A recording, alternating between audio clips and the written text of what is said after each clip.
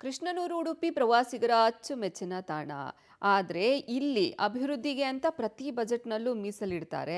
ಆದರೆ ಇಲ್ಲಿ ಅಭಿವೃದ್ಧಿ ಮಾತ್ರ ಹಾಗೆ ಸ್ತಬ್ಧವಾಗಿ ಉಳ್ಕೊಂಡಿದೆ. ಇದು ಇಲ್ಲಿನ ಜನರ ಜನಾಕ್ರೋಶಕ್ಕೂ ಸಹ ಕಾರಣ ಆಗ್ತಾ ಇದೆ. ಯಾಕೆ ಅನ್ನೋದರ ವರದಿ ಇಲ್ಲಿದೆ. ಉಡುಪಿಯಲ್ಲಿ ಅಭಿವೃದ್ಧಿ ಕಾಣದ ಪ್ರವಾಸಿ ತಾಣ. ಪಾಳು ಬಿದ್ದಿದೆ ಬೈಲೂರು ಉಮಿಕಲ್ ಕುಂಜಬೆಟ್ಟ. ಕೊಳೆಯುತ್ತಿದೆ ಜನರ 10 ಕೋಟಿ ಟ್ಯಾಕ್ಸ್ ಹಣ. ಪರಶುರಾಮ ಥೀಮ್ ಪಾರ್ಕ್ ಕಾರ್ಕಳ ಬಿಜೆಪಿಗೆ ಇರುಸು ಮುರುಸು ತಂದಿರುವ ಪ್ರಕರಣ. ಕಾಂಗ್ರೆಸ್ಸಿಗೆ ಇದು ಸದಾ ಚರ್ಚೆಯಲ್ಲಿ ಇಡಬೇಕಾಗಿರುವ ಇಶ್ಯೂ. ಇಬ್ಬರ ಜಗಳದಲ್ಲಿ 10 ಕೋಟಿ ರೂಪಾಯಿ ವೆಚ್ಚದ ಯೋಜನೆ ಬಿಸಿಲಿಗೆ ಒಣಗ್ತಾ ಇದೆ, ಮಳೆಗೆ ಕೊಳಿತಾ ಇದೆ. ಈ ನಡುವೆ ಕಲಾವಿದರು ಹೊಸ ಬೇಡಿಕೆಯೊಂದನ್ನು ಇಟ್ಟಿದ್ದಾರೆ. ಉಡುಪಿ ಜಿಲ್ಲೆಯ ಕಾರ್ಕಳ ತಾಲೂಕಿನ ಪರಶುರಾಮ ಥೀಮ್ ಪಾರ್ಕ್ ಮಾಜಿ ಸಚಿವ ಶಾಸಕ ಸುನಿಲ್ ಕುಮಾರ್ನ ಮಹತ್ವಾಕಾಂಕ್ಷಿ ಯೋಜನೆ. ಬಸವರಾಜ ಬೊಮ್ಮಾಯಿ ಮುಖ್ಯಮಂತ್ರಿಯಾಗಿದ್ದ ಸಂದರ್ಭದಲ್ಲಿ ಈ ಥೀಮ್ ಪಾರ್ಕ್ ಅನ್ನ ಉದ್ಘಾಟನೆ ಮಾಡಲಾಗಿತ್ತು.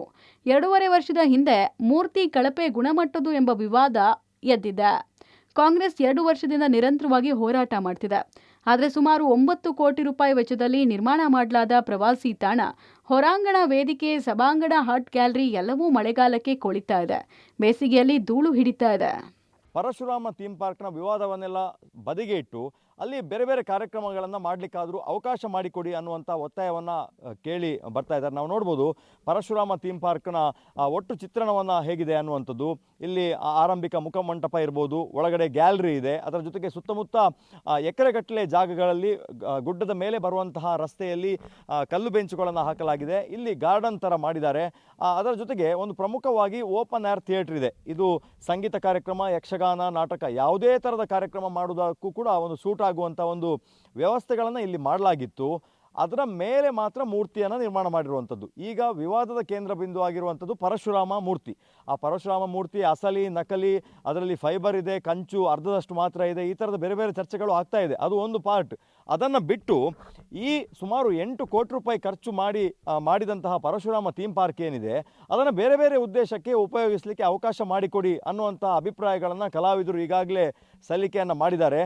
ಹಾಗಾಗಿ ಈ ಬಗ್ಗೆ ಕೂಡ ಚಿಂತನೆ ಮಾಡಬೇಕು. ಜಿಲ್ಲಾ ಉಸ್ತುವಾರಿ ಸಚಿವರಾಗಿರ್ಬೋದು, ಕನ್ನಡ ಸಂಸ್ಕೃತಿ ಇಲಾಖೆಯ ಸಚಿವರು, ಪ್ರವಾಸೋದ್ಯಮ ಇಲಾಖೆಯ ಸಚಿವರು ಇದನ್ನು ಒಂದು ಸ್ಪೆಷಲ್ ಕೇಸ್ ಆಗಿ ನೋಡಿಕೊಂಡು ಆ ಸುತ್ತಮುತ್ತ ಇರುವಂತಹ ಪ್ರವಾಸಿ ತಾಣಗಳು, ಕಲ್ಲು ಬೆಂಚುಗಳು, ಜನರ ಓಡಾಟ, ಪಾರ್ಕ್ ಇಲ್ಲಿ ಆದರೂ ಬರಲಿಕ್ಕೆ ಬಿಡಿ ಅನ್ನುವಂಥ ಒತ್ತಾಯವನ್ನು ಜನ ಮಾಡ್ತಾ ಇದ್ದಾರೆ. ಈಗಿರುವ ಮೂರ್ತಿಯನ್ನ ತೆರವು ಮಾಡಿ ಹೊಸ ಮೂರ್ತಿಯನ್ನು ಅಳವಡಿಕೆ ಮಾಡೋಕೆ ಕಲಾವಿದರಿಗೆ ಅವಕಾಶ ಸಿಕ್ಕಿಲ್ಲ. ಈ ವಿವಾದ ಕೋರ್ಟ್ನಲ್ಲಿದೆ. ಸಿಐಡಿ ಪೊಲೀಸರು ತನಿಖೆ ಮಾಡ್ತಿದ್ದಾರೆ. ಸ್ಥಳೀಯ ಕಾರ್ಕಳ ಪೊಲೀಸ್ ಠಾಣೆಯಲ್ಲೂ ಕೂಡ ಕೇಸ್ ಆಗಿದೆ. ಇಷ್ಟೆಲ್ಲ ಜಟಿಲ ಸಮಸ್ಯೆಯ ನಡುವೆ ಸಾರ್ವಜನಿಕರ ತೆರಿಗೆ ಹಣದಿಂದ ನಿರ್ಮಾಣ ಆದ ಯೋಜನೆ ಜನರಿಗೆ ತಲುಪಬೇಕು ಎಂಬ ಇಚ್ಛೆ ಯಾರಿಗೂ ಇದ್ದಂತಿಲ್ಲ. ಈ ಅಸಡ್ಡೆ ಕಲಾವಿದರನ್ನ ಕೆರಳಿಸಿದೆ. ಬಿಜೆಪಿ ಮತ್ತು ಕಾಂಗ್ರೆಸ್ಸಿನ ರಾಜಕೀಯ ಏನು ಬೇಕಾದ್ರೆ ಇರ್ಬೋದು, ಆದ್ರೆ ಒಬ್ಬ ಕಲಾವಿದನಾಗಿ 1-2 ಮಾತನ್ನು ಹೇಳಿ ಬಯಸ್ತೇನೆ. ಕಾರ್ಕಳದಲ್ಲಿ ಅದೆಷ್ಟು ಕಲಾವಿದರಿಗೆ ಒಂದು ಅವಕಾಶ ಇದೆ. ಅದು ಬೆಟ್ಟದ ಮೇಲೆ ಅಲ್ಲಿ ಒಂದು ತಪ್ಪಲ್ಲಿ ಒಳ್ಳೆ ಗಾಳಿ ಬೀಸ್ತದೆ, ಸಮುದ್ರವನ್ನು ನೋಡ್ಬೋದು, ಆಗುಂಬೆ ಬೆಟ್ಟಗಳನ್ನು ನೋಡ್ಬೋದು. ಈ ಜಾಗದಲ್ಲಿ ಒಂದು ಒಳ್ಳೆ ಕಲಾವಿದರಾಗಿ ಕಾರ್ಯಕ್ರಮಗಳನ್ನು ಕೊಡ್ಬೋದಲ್ವಾ, ಅಲ್ಲಿ ಜನರು ಖಂಡಿತ ಬರ್ತಾರೆ.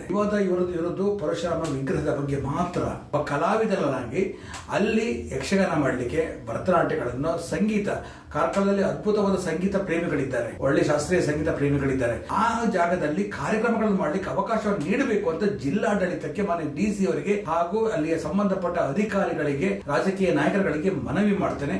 ಪರಶುರಾಮ ಥೀಮ್ ಪಾರ್ಕ್ ಕಾರ್ಕಳ ಬಿಜೆಪಿಗೆ ಇರಿಸು ಮುರುಸು ತಂದಿದೆ.